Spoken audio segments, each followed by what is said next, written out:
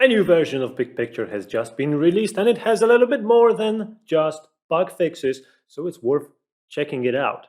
Now, we have a dedicated BigPicture course that fully explains all the functionalities, and these kind of videos we're actually also recording for the course because we want to keep it up to date all the time. So sometimes with small updates like this, we will just add a short video somewhere at the beginning of the course so that everybody knows what has changed before moving through the rest of the materials. But once in a while, we actually refresh the whole portion of the materials if the whole module in our mind requires re-recording, or even we re-record the whole course from beginning to the end, so that everybody who attends the course has the most accurate information at all the times. And we are really proud of this. So if you want to check it out, the link to the course will be in the description of this video. It's much cheaper than the live training, and it's the only video course that actually is out there on the market for BigPicture. So do check it out. Now, this video is part of our effort to deliver the high quality learning and training materials for Jira, Confluence, and all the other apps in the Atlassian ecosystem.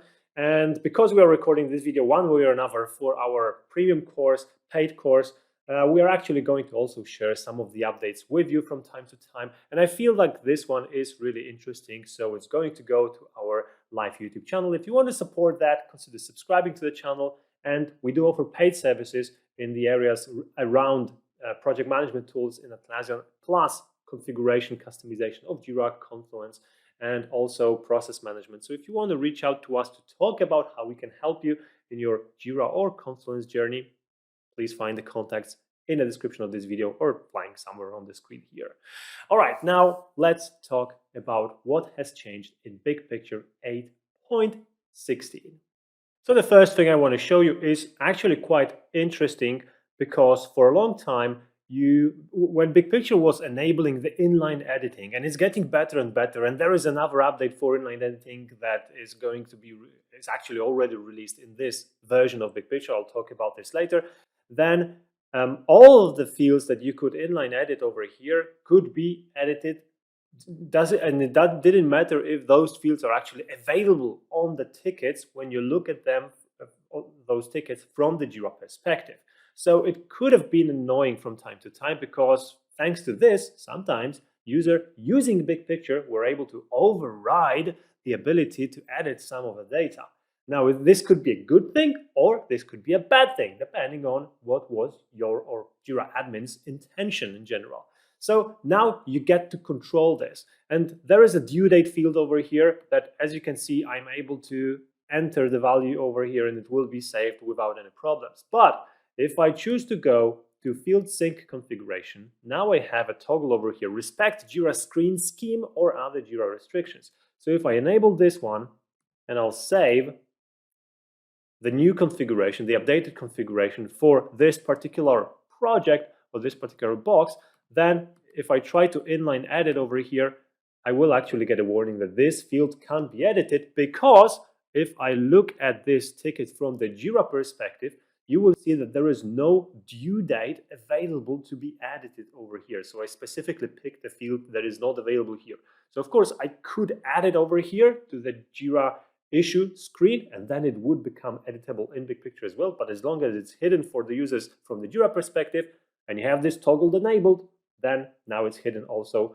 Well, not hidden, but it's not editable, inline editable inside BigPicture as well, which may make sense for lots of different cases. Now, talking about inline editing, yes, ladies and gentlemen, we are able to edit labels. Inline editable labels come to BigPicture, and it's something that I've really been missing, because first of all, not that I use labels that much, I actually don't, but because labels is a default field for controlling the assignment of the task to the team, it makes a difference. So now you can inline edit your labels, and you can choose the label from one of the already used ones. And because, as I said, labels are the default field for marking the team, which always go as team hashtag in the shortcode of the team, then you can now easily assign the task to the team through the labels without actually going all the way to the resources module, if for whatever reason you want to do it from over here or from the scope module, for example. So thumbs up for this one. I really like it. Another thing that came with the new update is if I switch to the scope module, for a very long time inside the scope module, the grouping was not available. This button was grayed out, disabled, and you couldn't use grouping inside the scope module, even though you could do this in the Gantt module. Well, now it's here, and you can use the grouping to your heart's content inside the scope module as well. Another very cool thing that has been added in this update. I actually like this update a lot. So let's go to the home box and let's go to the configuration of the home box and the overview and the box column. So this is a place where you are actually able to record some additional fields that will be available on in the overview module, and this allows you to assign some additional parameters to your boxes, to your projects, to your portfolios. So it has many different use cases, but what it has been missing is the type of the field that would be the select type of the field, the drop-down type of the field. And now you're able to use the select type of the field. You can add options over here, several of them, and save the field with several different drop-down options to be, so the users can choose one of those options while registering the values in that field, which is another step forward in this beautiful functionality. And now in terms of usability, when you are working with the box creation, whether here in home or anywhere else in the overview, and the boxes underneath another box are synchronized with your sprint, you might not be able to create them from this area. So I don't remember if I have a good example of anything like this over here, but if you try to create a box and you get a message over here saying that you cannot create a box because they are automatically created when the new sprint is added, so they are sprint synchronized, then this is what it means. For those of you that don't know what I'm talking about, BigPicture actually allows you to synchronize the box creation with your Jira sprint. So whenever a new sprint appears on the Jira side, bam, a new box appears in BigPicture. A very cool functionality, and that's exactly what I'm talking about over here. If you have this synchronized properly, and it's one of the most advanced features of BigPicture, I would say, then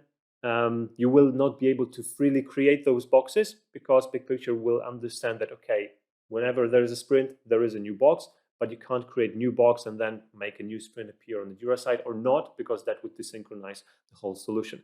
So there is that. Two more usability changes inside the resources module. So I'll jump quickly to the resources module and I'll show you that. First of all, a small change. If you open the box dialog over here, these values are inline editable as well. So you can, for example, change the date over here to 16th. And now it's saved automatically even if you click outside of the box. Previously, you had to hit enter, as far as remember, for the value to be saved. If you forgot to do that and just clicked outside of the box, it didn't save properly. Now it does, so it's definitely something helpful. Another thing that has been added, but I have troubles replicating it, is that whenever you try to move the ticket, it will give you a message if the ticket is not movable for some reason, and it will explain the reason.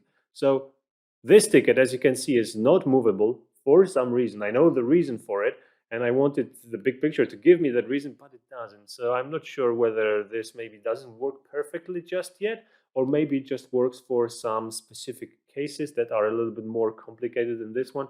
Not sure about this, but one way or another, basically it's an improvement because you're getting more understandable, more explaining messages for all of you guys to understand what's going on with BigPicture, why you can't change things over here on the timeline inside the resources. And the last thing I want to mention in this video is something around the task's duration and the manual mode. So you can see that I'm looking at the task in the manual mode. I have a column duration in working days displayed over here, and currently the value is 1 over here. If I expand the task like this to make it span across 2 days, you can see that the value over here changes to 2. Now, if I would now schedule this task for Friday, and theoretically now it should be still 2 working days, then it should expand over weekend and over Monday as well. So I'll drop it like this over here, and as you can see, this value changes to 1. So it's 1 working day, which is true because now it spans across Sunday, but it didn't extend itself. But if I change this value now manually to 2 working days, right, then the task will extend itself to be 2 working days again. But notice also this, if I will drag this tag backwards or forwards, actually it doesn't matter, back to Monday, it will be 4 working days now instead of 2. So it's kind of a little bit all over the place right now with this, and it's not super intuitive for me. I'm not sure if this is how it was intended and designed, but if it was, it will take some getting used to, I guess. So I'm not saying that it's absolutely wrong and shouldn't work like this. Maybe this was the intention, but if it was, it's not very intuitive for me, at least. And I would prefer this, for example, to be always true, especially if I set it manually. So if I set this value manually to 2 and then I move the task to be spanning across over the weekend, it should actually, I would expect the task to extend so that it still fits 2 working days. It doesn't though right now, so that's what it is, but definitely there has been change in this area. I'm not super proud of this one, so we will see. Maybe it will be improved in the future, or maybe this is not exactly how it's supposed to be working. Maybe there is still a bug around this, so I will check it out in a few weeks as well to see if it changed or still stays the same. Anyway, this is all for this video. A pretty awesome update, 8.16 for BigPicture. I hope you've enjoyed this information. If you are watching this as part of our course, then just keep in mind that those things have been added and they are not available in the videos that are further into the course. So that's why we are putting this update somewhere at the beginning, so that you are aware that if you stumble upon something that doesn't work the way you see on the screen, well, it doesn't work the way if you see on the screen in your instance, that this is probably because there has been an update, and all of those updates are recorded over here so that you are aware of them. And if you're watching this on YouTube and you found this informative, instructive, and helpful, then consider giving this video a like, leaving the comments so that other people have it easier finding the content. And of course, if you want to reach out to us, the contacts are in the description of this video, and we are always happy to chat. Thank you so much for watching, and I'll be seeing you in one of the next videos.